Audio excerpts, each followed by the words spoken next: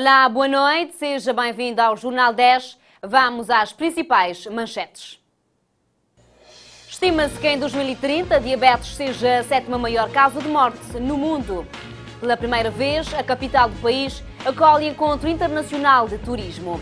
Cidade da Praia acolhe esta semana a 4ª Cimeira Cabo Verde-Canárias.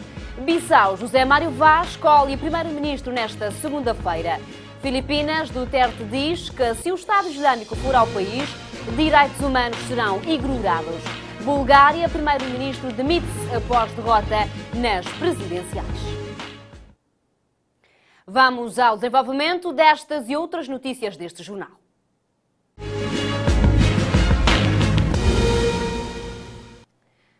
Boa noite, no ar a primeira edição do Jornal 10 desta semana. Seja bem-vindo. Celebra-se hoje o Dia Mundial da Diabetes e um pouco por todo o país. A data não passou despercebida. Este dia, criado em 1991 pela Federação Internacional da Diabetes e pela Organização Mundial da Saúde, OMS, tem como objetivo dar resposta ao aumento alarmante de casos de diabetes no mundo e chamar a atenção das pessoas no que tange a cuidados que se pode tomar. O Dia Mundial da Diabetes é comemorado a 14 de novembro em memória do dia do aniversário de Frederick Banting, que juntamente com Charles Best criou a primeira ideia que levou à descoberta da insulina em 1922. A data tornou-se no ano de 2007 Dia Oficial de Saúde da ONU após a aprovação das Nações Unidas em dezembro de 2006. As campanhas do Dia Mundial das Diabetes visam consciencializar as pessoas sobre a doença e divulgar as ferramentas para a prevenção da diabetes. Para as pessoas que sofrem de diabetes, as ações visam difundir métodos para melhorar o conhecimento da diabetes, de forma a compreender a doença e prevenir as complicações. Mais de 360 milhões de pessoas sofrem de diabetes. Até 2035, a Federação Internacional de Diabetes estima-se que mais de 550 milhões de pessoas em todo o mundo terão a doença. A cada 8 segundos, alguém morre em decorrência de complicações da diabetes. Ela está entre as 10 principais causas de deficiências. Dezenas de milhões de pessoas com diabetes sofrem de sérias condições como doença cardíaca, derrame, amputação dos membros inferiores, renitopia diabética, perda de visão ou cegueira causada pela doença diabética dos olhos e insuficiência renal. Em Cabo Verde, o número não traduz a realidade, mas de acordo com o Programa de Prevenção de Diabetes mellitus e de outros distúrbios metabólicos, existem no arquipélago cerca de 3.000 casos de diabetes. Segundo os dados da Organização Mundial da Saúde, no continente africano, a diabetes aumentou de 4 milhões para 25 milhões de 1980 a 2014. Este acentuado aumento é resultado da rápida e descontrolada urbanização, globalização e grandes mudanças no estilo de vida das pessoas, com o correspondente aumento da prevalência de fatores de risco associados ao estilo de vida. Um pouco por todo o país, a data de hoje não passou despercebida. O Ministério da Saúde promoveu na cidade da Praia uma conferência sobre o lema de olho na diabetes. Diagnóstico e tratamento precoce reduzem o risco de complicações e o lançamento da cartilha de diabético.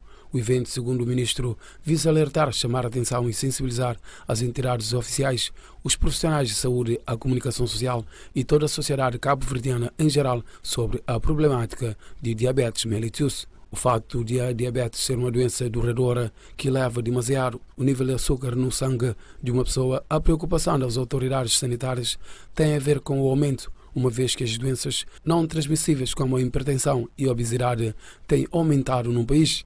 No mesmo período, de acordo com o documento, o índice da diabetes quase duplicou de 4,7% para 8,5% da população adulta, o que se reflete um aumento dos fatores de riscos associados com o excesso de peso e a obesidade.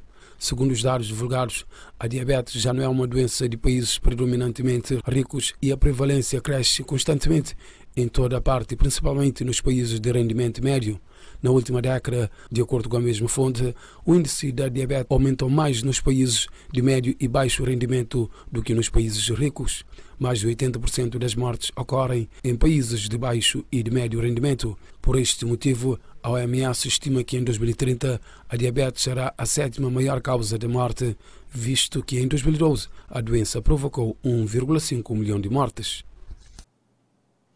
A Semana Global de Empreendedorismo arranca neste dia 20, com mais de 20 atividades previstas a nível nacional. Para este ano, a novidade será o lançamento da plataforma GEM, Rede Global de Empreendedorismo, com enfoque na construção e fortalecimento do ecossistema empresarial em Cabo Verde.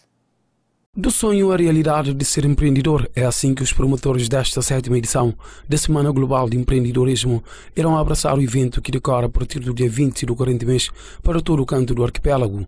A abertura oficial arrancou hoje na Universidade de Jean Piaget de Cabo Verde, com a presença habitual dos parceiros, nomeadamente a DEI, a JEC, Governo e IFP, entre outros. Paulo Cabral, porta-voz dos parceiros, garante que para um maior empreendedorismo em Cabo Verde há que passar do dito para o feito. Este ano entendemos que é a altura de se mudar daquilo que as pessoas dizem que é a conversa, o bonito e o sonho, e passarmos à prática. E na nossa prática, enquanto empresários e projetos ou tentativas diárias de serem empreendedores neste país, nós sabemos que o sonho e a realidade há um desfazamento muito grande. Então estamos a usar a semana para esse foco, para transformar o sonho à realidade, ou seja, partirmos da ideia, das iniciativas, das tentativas, mas para chegarmos a algum lado. E para chegarmos temos de ter instrumentos, temos de ter organização, metodologia, resiliência, um ambiente de negócios propício e, portanto, que esta semana é do sonho à realidade, ou seja, queremos passar do dito para o feito. Nossa maior riqueza, infelizmente, não são ouros nem diamantes, mas sim os nossos recursos humanos.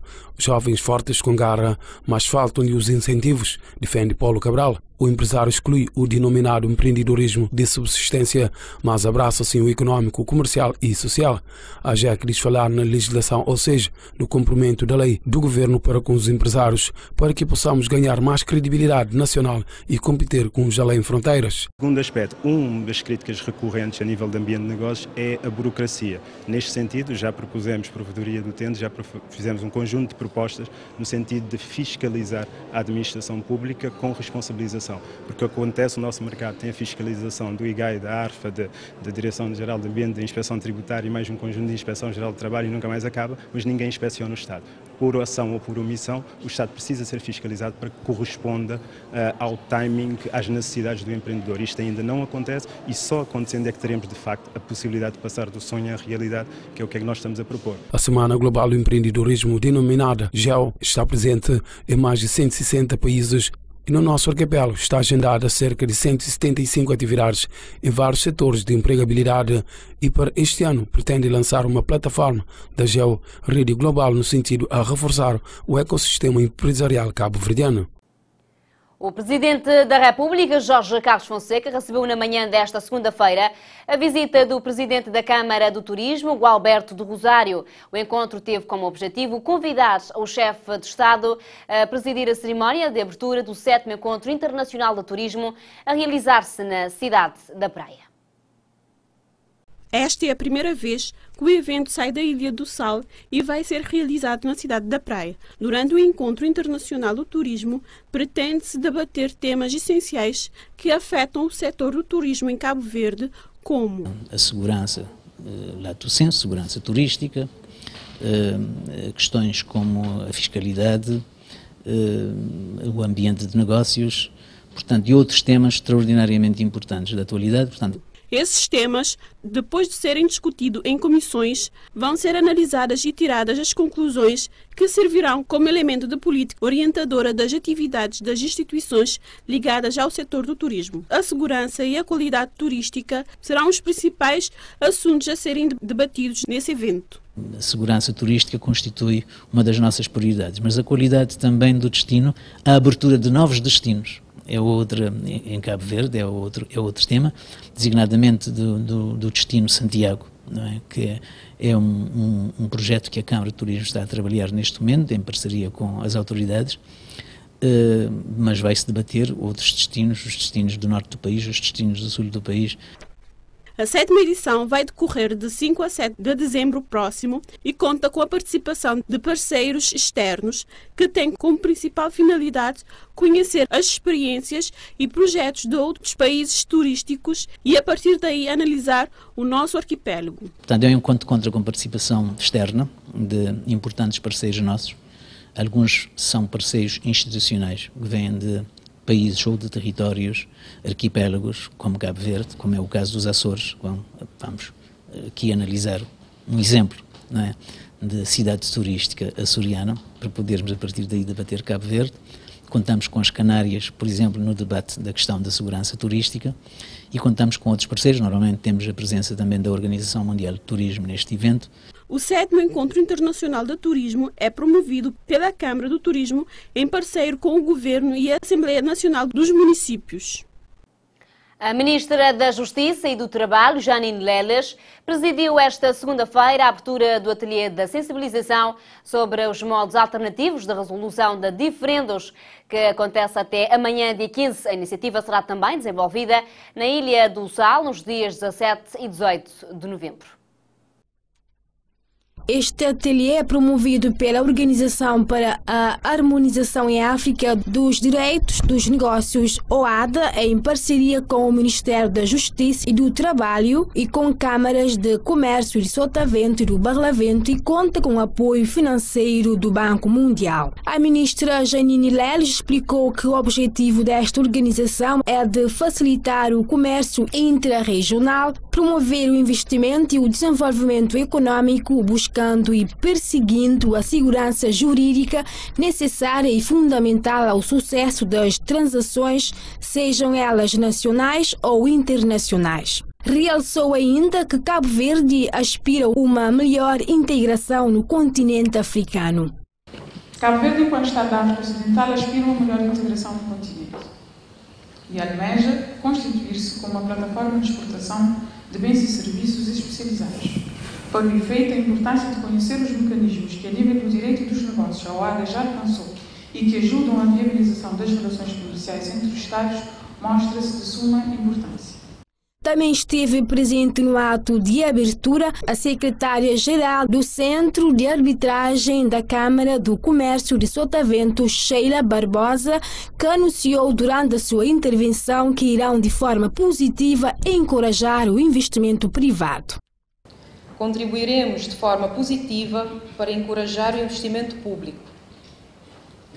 privado, tendo como pilar um quadro institucional e normativo capaz de facilitar o relacionamento entre os agentes económicos nacionais. Por outro lado, pretendemos desfrutar do processo de uniformização do direito dos negócios. Por outro lado, o representante do Banco Mundial, Gilberto Barros, achou esse evento uma oportunidade para os dirigentes.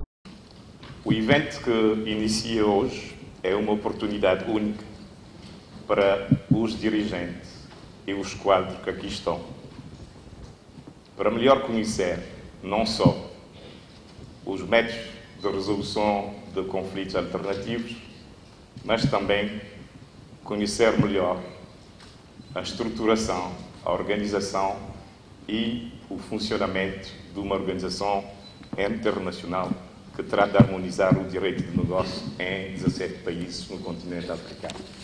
A Organização para a Harmonização em África dos Direitos dos Negócios perspectiva com as duas ações, na praia e no sal, o desenvolvimento econômico e a criação de um grande mercado integrado em África, de forma a fazer deste um importante polo de desenvolvimento. Os seminários são para aumentar os níveis da eficácia das empresas, bem como os níveis da competitividade, diversificando as oportunidades de negócio e, consequentemente, criando novas oportunidades de emprego. Segundo Margarida Mascarenhas, coordenadora da Unidade Público-Privada, este seminário é a terceira ação promovida pela Unidade Público-Privada. As duas primeiras teve como objetivo capacitar os representantes das unidades públicas e no futuro próximo estão previstos ações de capacitação específicas dirigidas ao setor privado e aos órgãos de comunicação social. No futuro próximo estão previstas ações de capacitação específicas dirigidas ao setor privado e aos órgãos de comunicação social, intervenientes fundamentais no âmbito das privatizações e das parcerias público-privadas.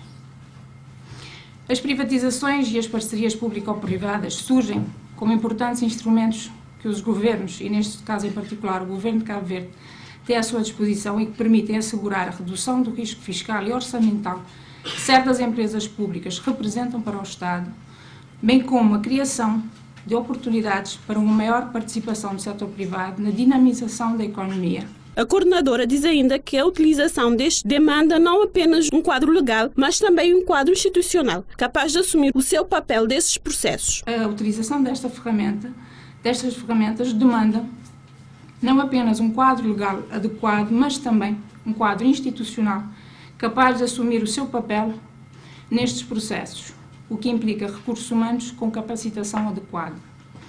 Relativamente ao quadro legal, registramos avanços importantes, como, por exemplo, a aprovação do novo Decreto-Lei de PPPs em novembro de 2015.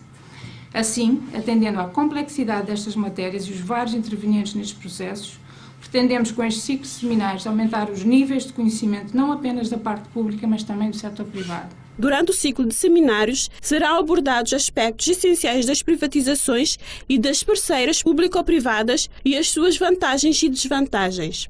Durante o ciclo para estas serão abordados aspectos essenciais das privatizações e das PPPs, as suas vantagens e desvantagens, os riscos associados e, obviamente, as formas de mitigá-los, além dos aspectos legais, financeiros e económicos inerentes a esses dois instrumentos. Os outros seminários serão nos dias 18 e 21 próximo e contam com a parceria de uma escola de economia. O Ministério das Finanças promoveu hoje na cidade da Praia um seminário sobre as privatizações e parcerias públicas e privadas como forma de aumentar os níveis de conhecimentos sobre esta matéria. O Governo tem como uma das suas metas reduzir a sua atuação direta nas economias do país, transferindo para o setor privado este papel, sempre que possível visando melhorar os níveis de performance das empresas públicas, dinamizar a gestão das infraestruturas. O país vive hoje um momento complexo, quer no plano externo, e o desafio é colocar o país na rota do crescimento económico no quadro da estabilidade macroeconómica. Palavras do Olavo Correia, Ministro das Finanças e Administração Pública. O quadro macroeconómico interno é desafiante. O país atinge hoje níveis de endividamento público que são considerados como sendo excessivo quando avaliamos o estoque em percentagem do PIB. O déficit orçamental nos últimos anos tem atingido também patamares crescentes, quiçá insustentáveis. O crescimento económico tem sido residual nos últimos anos, ou seja, temos vivido um quadro de quase estagnação económica. O governante acrescentou ainda que o plano externo, a proporção da dívida pública do país tende a diminuir e a possibilidade da extensão da dívida pública é menor. No plano externo, a propensão para concessão de ajuda pública no nosso país tenderá a diminuir e a possibilidade de acedermos ao endividamento externo crescente também é cada vez menor. O país viveu nos últimos anos praticamente ancorado na ajuda pública ao desenvolvimento e no endividamento público. Este cenário, este quadro, mudou e mudou de forma radical. Se o quadro mudou, se o contexto mudou, nós temos de mudar. O Ministro das Finanças diz ainda que é preciso melhorar o nível de gestão das empresas públicas, não só para eliminar o risco fiscal, mas também para criar um ambiente económico mais competitivo. Desde logo, é preciso melhorar o nível de gestão das empresas públicas. Não só para cortarmos e eliminarmos o risco fiscal, mas também para criarmos um ambiente macroeconómico, um ambiente económico que seja mais competitivo, com custo de fatores mais reduzidos nos mais diversos setores que são fundamentais para a edificação de uma economia competitiva à escala global e à escala internacional. As privatizações e as parcerias público-privadas surgem como importantes instrumentos que os governos têm à sua disposição que permitem assegurar a redução do risco fiscal e orçamento que certas empresas públicas representam para o Estado. O presidente do Governo das Canárias, Fernando Clavijo, visitou esta segunda-feira o presidente da República, Jorge Carlos Fonseca, onde abordaram sobre a linha de cooperação em matéria de economia, energia renovável e ordenamento do território.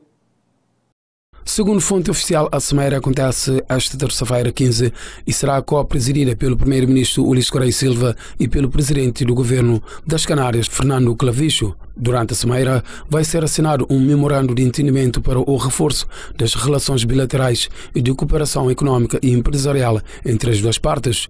O encontro deverá permitir também consolidar a aliança estratégica entre Cabo Verde e o Governo Regional das Canárias no quadro do Programa de Cooperação Transnacional a que os arquipélagos da região da Macaronésia podem concorrer. As relações entre Cabo Verde e Canárias retomam a 1999, altura em que foi assinado o Convênio Quadro de Cooperação. Desde 2002 foram assinados 3 programas indicativos de cooperação. A cidade da Praia acolhe esta semana a 4ª Cimeira Cabo Verde-Canária, em que os 2 arquipélagos irão chegar a um entendimento para o reforço das relações bilaterais e da cooperação económica e empresarial. O presidente do Governo das Canárias está em Cabo Verde desde domingo, chefiando uma importante delegação empresarial daquela região do Reino da Espanha. O encontro teve como principal objetivo analisar a continuação do acordo entre os 2 povos e regiões, em que a partir de agora os chefes dos governos dos 2 países passarão a reunir-se anualmente para analisarem e avaliarem assuntos de interesse comum.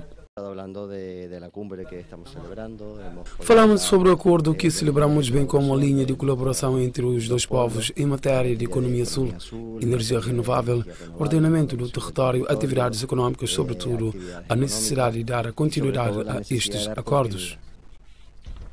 Dentro do programa da União Europeia, segundo Fernando, dos 56 países projetos, representantes 48% vão ter a participação em o trabalho desenvolvido em Cabo Verde, com investimentos de aproximadamente 30 mil euros. Isto para permitir recuperar tudo que se perdeu entre as universidades cabo-verdianas e das Canárias. Temos já uma cooperação com a empresa pública, gráfica e plano de cartografia a nível do território.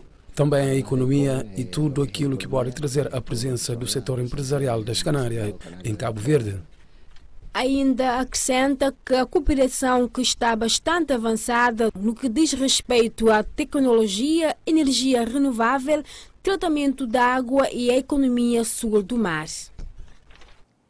O Governo, pela voz do Ministro das Finanças, Olavo Correia, garante que o Executivo irá dar grande atenção ao empreendedorismo, dando aos jovens oportunidades de autossustentarem. O maior entrave neste setor é a questão do financiamento, por isso o Governo irá criar uma única instituição que visa responder de imediato os interesses e as ambições dos jovens.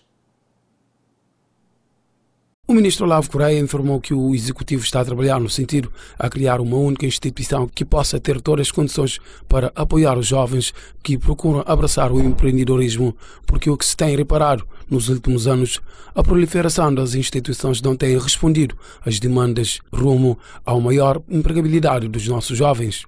Repare que nós temos muitas instituições que apoiam os jovens, o SDE, temos o FP, temos o Novo Banco, temos a CV Garante, mas com essa proliferação perdemos em termos de eficácia e perdemos em termos de foco. Por isso o Governo está a trabalhar no sentido de criarmos uma instituição que possa ter as condições todas para apoiar de forma célere, sem burocracia, os jovens quando existam iniciativas empresariais, quando os jovens têm ideias inovadoras, que queiram criar emprego para si próprio e emprego para os outros. Nesse caso, eles merecem todo o apoio do Estado e nós iremos criar as condições para que isso venha a acontecer. Os jovens cabo-verdianos têm tido cada vez mais força e mais energia para empreender, são ousados e querem criar, afirma Olavo Correia. Cabe ao Estado criar as condições para que os jovens possam transformar o seu sonho numa realidade em benefício próprio e do país, acrescentou o ministro. Olavo Correia não fala em extinção da CV Garante e Novo Banco, medidas tomadas pelo governo de José Moura Neves, mas que é preciso focar em uma administração singular. Passa por uma reformatação, por uma nova engenharia institucional. O que nós queremos é ter uma instituição que seja eficaz, que seja célere, que tenha as condições dos meios institucionais e financeiros para apoiar de forma efetiva os jovens e ainda isto não acontece. É nossa obrigação reformatar e pensamos que estamos em condições de rapidamente termos isto para que os jovens possam ter um suporte da parte do Estado, de apoio às suas iniciativas empresariais e de apoio às suas iniciativas no sentido de criar emprego, autoemprego e criar emprego para os outros. O acesso ao financiamento aos jovens empreendedores junto das bancas será garantido, assegura o governante, e que é sempre bom os nossos jovens serem audaciosos. O que foi avançado na 7ª edição do empreendedorismo é de que não se deve falar em empreendedorismo num país em que o privado compete com o público, por isso há que trabalhar a legislação. Por seu turno, Francisco Fortes, administrador da ADEI, Agência de Desenvolvimento e Inovação, apela aos jovens para serem mais curiosos, banindo assim o medo rumo a um empreendedorismo firme e forte. Nuias Silva é o nosso comentador para as segundas-feiras. Vamos à rubrica Opiniões Fortes. Opiniões Fortes. O elenco semanal.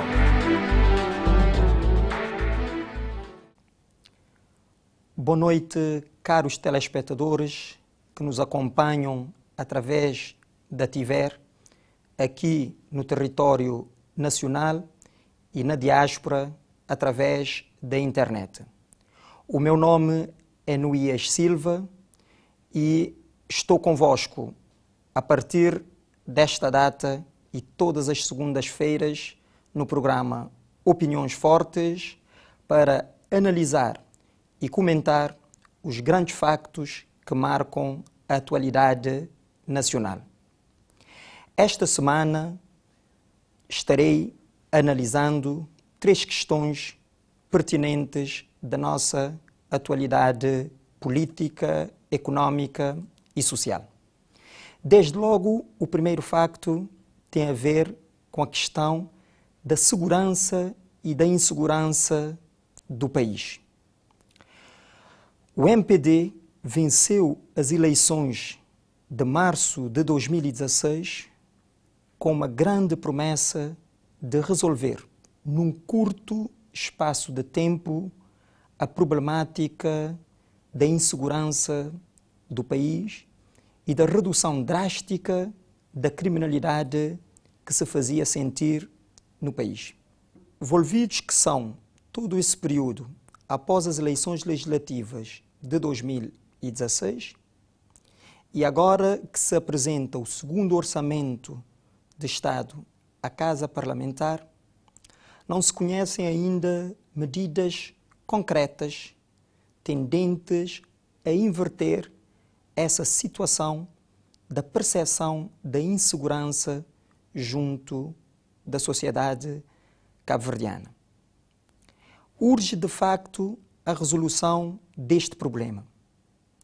É minha opinião que ao Governo cabe, em primeira instância, reunir todas as condições e todos os atores à mesma mesa, a situação, a oposição, as famílias, as igrejas, para se encontrar o melhor caminho e as melhores soluções com vista a definitivamente resolver e mitigar este problema. Nota que Cabo Verde elegeu como principal motor do seu crescimento e desenvolvimento econômico o turismo, e a percepção da criminalidade ou da insegurança no país concorre de forma oposta para a afirmação e o desenvolvimento do nosso mercado turístico, para além de que é uma necessidade que os cabo-verdianos sintam-se maior segurança, podendo desfrutar do seu convívio social e familiar sem nenhuma preocupação demais de insegurança ou de criminalidade.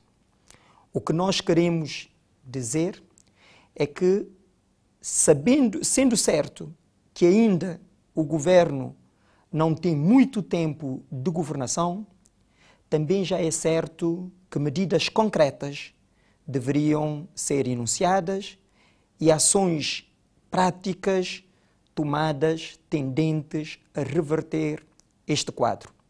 O que nós constatamos nas estatísticas da criminalidade e da insegurança é que o nível de criminalidade aumentou após as eleições e, neste momento, a percepção da insegurança é maior do que há 7 meses atrás. urge, de facto, resolver esta questão e ao Governo cabe muito mais do que enunciados teóricos de medidas, soluções concretas tendentes a reverter este problema para o bem da nossa sociedade, das nossas famílias e pela felicidade de todos. Uma segunda questão que queria analisar e comentar tem a ver com os recentes aumentos da tarifa de bens essenciais e da primeira necessidade, como a água e a eletricidade, ao que se vê juntar na semana passada o anúncio da proposta de consulta pública sobre aumento das tarifas de transporte interilhas de cargas e passageiros pelo Governo. São medidas de facto preocupantes. Preocupantes porque contrárias às promessas de campanha que prometiam não só mais felicidade aos cabo-verdianos, mas também mais rendimentos aos cabo-verdianos. Preocupante também se atendermos que em sede de Orçamento de Estado para 2017 não foram tidas em conta nenhuma medida de aumento salarial com vista a mitigar os impactos de tais aumentos no rendimento das famílias. Estes aumentos, contrariamente às promessas, realço, de campanha, vêm mostrar, digamos, uma falta não só de coerência do atual governo no cumprimento das promessas de campanha, mas também uma falta de visão para com setores estratégicos para o desenvolvimento do país. O setor da água e da energia, aliado ao setor dos transportes marítimos, são de capital importância para a competitividade das nossas empresas e para gerar mais rendimentos para as nossas famílias.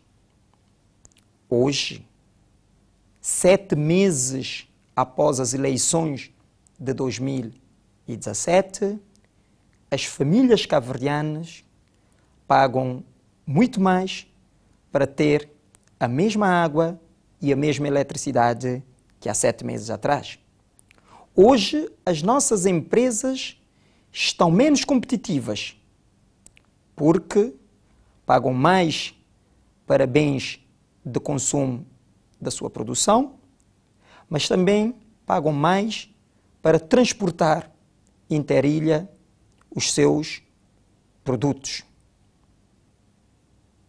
Preocupa-me essencialmente esses aumentos por mostrar claramente de que não há uma política coerente nem uma visão para gerar mais rendimento para as nossas famílias, para baixar os preços dos bens essenciais e de primeira necessidade, para maior coesão dos cabo-verdianos, mas também porque a competitividade das nossas empresas não passa de meros enunciados teóricos e afloridos em sede de promessas de campanha.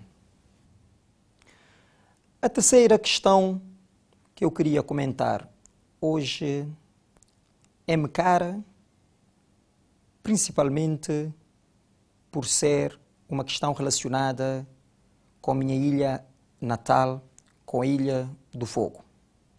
Trata-se, efetivamente, da questão da reconstrução da Ilha do Fogo e de Chão das Caldeiras no pós-desastre da erupção vulcânica de novembro de 2014. Volvidos todos esses meses após a erupção de 2014, os problemas de Chão das Caldeiras e da necessidade imperiosa de reconstrução da Ilha do Fogo, colocando-a num ritmo diferenciado de desenvolvimento e de crescimento à volta das potencialidades turísticas de Chão das Caldeiras, ainda persistem. Apesar das promessas de campanha e das propostas constantes no Orçamento de Estado de 2016 e agora retomadas no Orçamento de 2017, pouco ou nada foi feito em prol dos deslocados de Chão das Caldeiras ou em prol da reconstrução da Ilha do Fogo. Na verdade, os projetos que existiam e que mostravam claramente uma visão de reconstruir toda a ilha a partir do desastre da erupção vulcânica de Chão das Caldeiras foram destruídas ou deitadas ao lixo. Não vai haver um novo assentamento para as famílias deslocadas. As atividades geradoras de rendimento não foram contempladas na proposta de orçamento de Estado e, sobretudo, não há diálogo com as pessoas de Chão das Caldeiras e com as autoridades da ilha para se construir uma visão de futuro e não medidas paliativas que não consubstanciam numa visão estratégica para a Ilha do Fogo.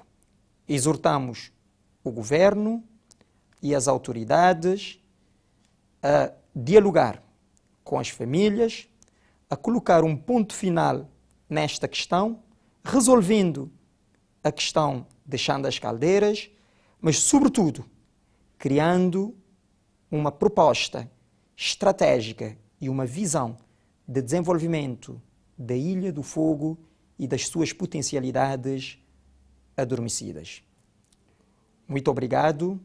Estarei convosco na próxima segunda-feira para comentar outras questões e factos da nossa atualidade económica, social e política. Muito obrigado. Opiniões fortes. As opiniões fazem-se na TIVER.